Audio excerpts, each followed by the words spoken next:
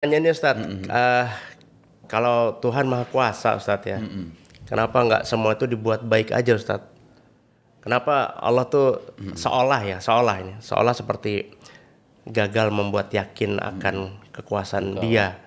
Bukan Allah yang gagal. Memang sejak awal Iya. Allah kan tidak menginginkan kita sama. Jadi orang-orang kalau orang mengatakan Allah gagal tidak membuat semua manusia beriman, sejak awal Allah tidak ingin kita semuanya beriman kok. Jadi walau sya'a rabbuka la amana man fil ardi kulluhum jami'a. Seandainya Tuhan itu mau, dia bisa tuh membuat semua manusia itu beriman kalau seandainya Allah mau. Iya. Tapi kan Allah nggak mau. Allah itu menciptakan kita untuk menguji kita. Dikasih kebebasan nih setiap manusia itu. Sampean punya akal, punya hati nurani, punya fisik, panca indera. Bisa Anda gunakan untuk mencari kebenaran. Allah ingin kita itu mencari kebenaran dengan kemandirian kita masing-masing. Nah, karena manusia ini makhluk yang bebas, Mas. Otomatis ketika punya kebebasan ini kan bisa milih kan?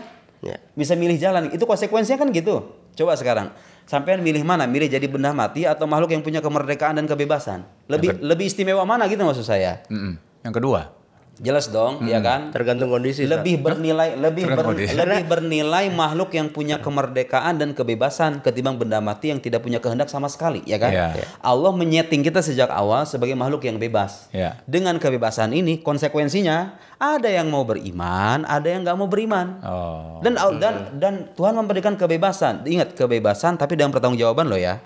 Man syaa'a falyu'min wa man syaa'a falyakfur. Yang mau beriman, yang mau kafir itu terserah. Yang jelas nanti kamu akan dimintai pertanggungjawaban atas dasar pilihan itu. Konsekuensinya Yang ada. pengen masuk neraka ya udah saya masuk neraka. Gitu loh. Nggak ada paksaan sono. Tapi yang jelas nanti Anda akan menerima buah dari apa yang Anda tanam selama di dunia. Ya Allah mewajibkan kita beriman. Tapi ketika Anda ngotot dengan kemauan Anda sendiri, saya tidak, ya sudah. Iya. Iya. Jadi gini yang harus kita katakan, adanya orang beriman, adanya orang kafir itu konsekuensi dari kebebasan manusia dong. Iya. Kecuali kalau kita disetting ulang jadi benda mati. Disetting jadi beriman semua kayak malaikat gitu. Tapi ya Allah ingin kita itu menjemput pilihan kita masing-masing. Oh, Anda sudah berbuat baik nih rewardnya ya. Iya. Oh, Anda nggak mau berbuat baik, pengennya berbuat dosa saja, berbuat maksiat saja. Ya sudah, terimalah kesengsaraan di dunia dan tunggu kesengsaraan di alam baka nanti. Itu pilihan kan? Jadi jangan dibilang Allah gagal. Memang sejak awal Allah tidak menghendaki kita sama dan beriman semuanya gitu loh. Ya, gitu. Jadi Ini bentuk kemuliaan malah ya jadinya. justru ya kan? Karena diberikan kita tuh menjadi manusia yang bebas. Iya. Gitu kan? Berakal, bebas sehingga kita bisa menentukan nanti, bukan menentukan tapi lebih kita pilih jalan yang ini gitu loh. Jadi kita beda dengan batu. Iya. Kita beda dengan tumbuhan, kita dengan hewan-hewan yang lain. Itu suatu kemuliaan gitu loh. Jadi kebebasan itu harusnya kita fungsikan untuk memilih jalan yang tepat. Nah, nanti jadi gini saya sering bilang, dunia ini ibarat sekolah, kita ini ibarat sekolah. Tuhan itu memberikan lembar jawaban yang beragam tuh. Ada orang diuji dengan ini, ada orang diuji dengan ini, gitu kan? Dan dia diberikan kebebasan. Anak sekolah kan bebas, mau ngisi silahkan, nggak mau ngisi juga nggak apa-apa, ya nggak?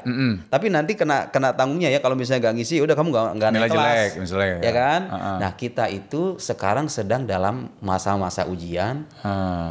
Nanti ketika sudah mati, kita memberikan lembar jawaban itu. Nah, diberikan pengumuman lah nanti. Ayo nih, dulu yang bersungguh-sungguh dalam beribadah, beriman kepadaku, ini balasannya.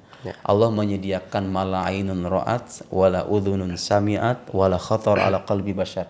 Itu gambaran surga kan? Jadi Mas kalau nanya gambaran surga kayak gimana? Gambaran surga itu dalam sebuah hadis disebutkan sesuatu yang tidak pernah terpandang oleh mata, tidak pernah terdengar oleh telinga, tidak pernah terbesit dalam hati manusia. Kebayang nggak itu?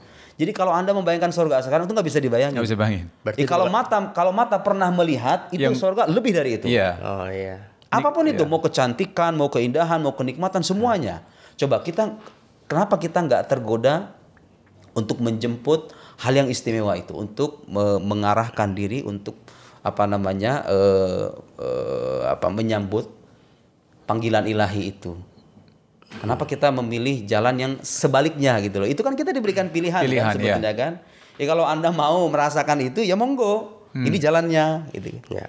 Justru Allah memuliakan kita, bukan Tuhan yang gagal gitu. Iya. Kecuali gini, gagal itu kalau seandainya Allah menginginkan semua manusia beriman tapi kemudian manusia mengalahkan kehendak Tuhan, kan enggak. Sejak awal Allah mengatakan dalam Al-Qur'an, Allah kan gak menghendaki semua manusia itu sama. Wala yazaluna mukhtalifin kata Quran. Mereka tuh beda kok manusia itu pada akhirnya selalu beda. Jangankan sesama orang yang beda agama, Mas. Kita sama muslim nih. Pasti ada perbedaan kan antara saya dengan Mas Wisnu. Mas Wisnu dengan Mas Indra ini pasti ada kan. Ini sunnah kehidupan gitu. Manusia diberikan kebebasan, dari kebebasan lahir perbedaan pilihan. Nah, itu bukan bentuk kegagalan Tuhan. Itu bentuk kemuliaan yang Tuhan berikan kepada kita supaya kita beda dari makhluk-makhluk yang lainnya. Itu loh. Itu sudut pandangnya bisa sampai masuk ke situ ya, Andra. Kemuliaan. Jadi orang nganggapnya itu bahasanya suatu hal yang kok kayak gini ya.